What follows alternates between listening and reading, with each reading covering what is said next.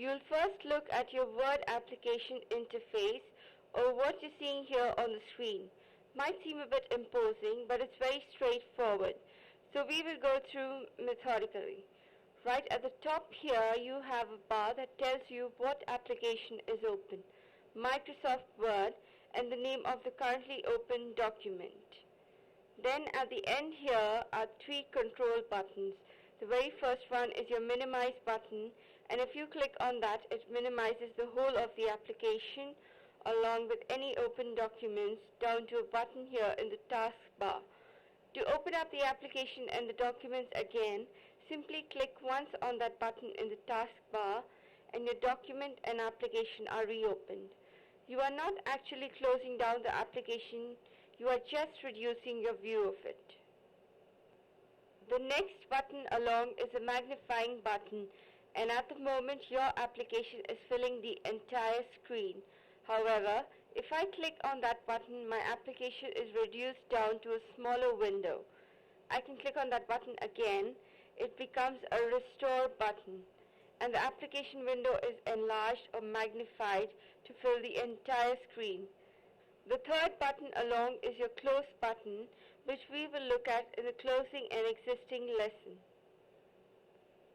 Here you have your menu titles, and you'll notice that as you move your pointer over the title, each of the title word becomes selected. Do a single click and the menu just below that title is revealed. As you move your pointer, each of the menu commands becomes highlighted.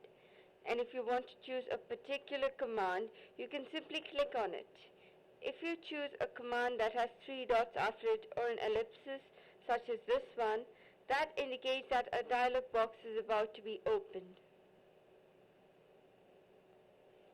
We will look at this dialog box and other ones in later lessons, of course. I'll just click cancel here for now.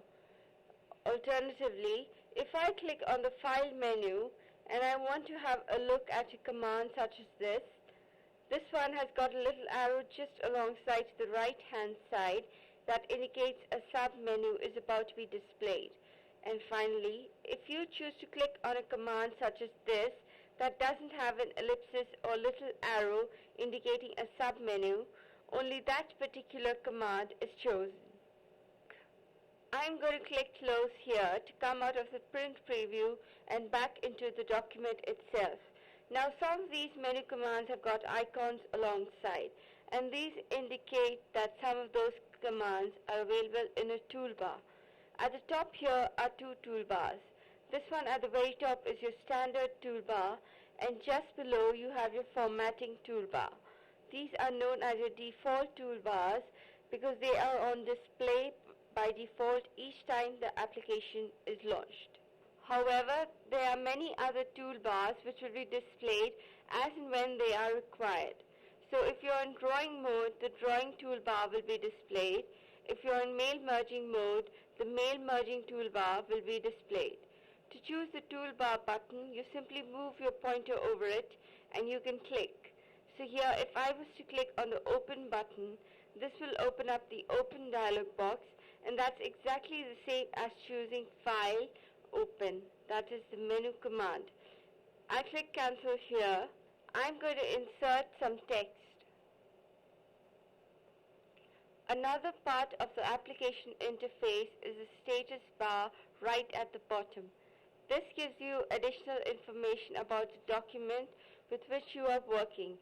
So for example, which page you are on, which section of the document, which particular page number out of a total number of pages, and at what point you actually are within the document. So for example here, I am 2.4 inches in on line 2 in column 45. These buttons here become selected as and when the particular modes are being used. So for example, if I am in overtype mode, then you'll see that this button is active. We will look at all of these in more detail as they become relevant in later lessons.